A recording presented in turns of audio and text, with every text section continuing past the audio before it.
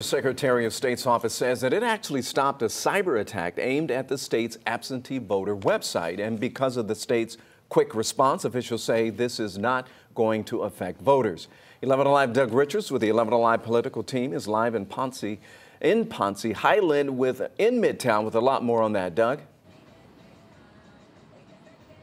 Yes, this is an early voting site. Officials say that early voting here and all across the state was never endangered by the cyber attack that state officials say they were able to shut down before it could do any damage. It came on October 14th, the last day to register to vote. On a government website that might normally have 100 users at any given time, hundreds of thousands of simultaneously hits suddenly flooded the state's online absentee ballot portal.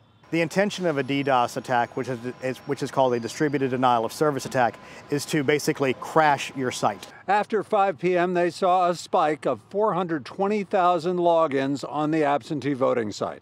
The logins were bots, not individuals, from countries like Indonesia, Thailand, Vietnam, Brazil, and the U.S., though the Secretary of State's Chief Operating Officer, Gabriel Sterling, says Russia or China are likely where the failed attack originated. And some people do it just for fun.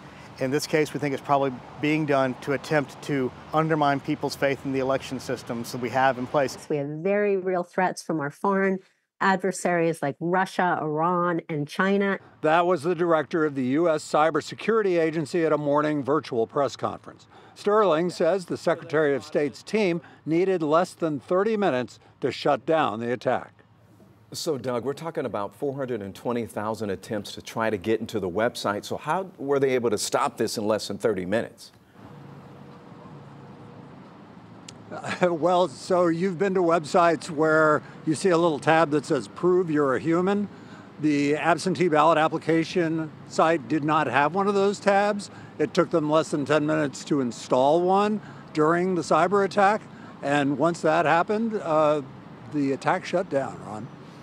And unfortunately, we're probably going to see more of that 12 days out from the election. Doug, thanks a lot for the update. By the way, voters continue to head to the polls. So far, 2.3 million votes have been cast already.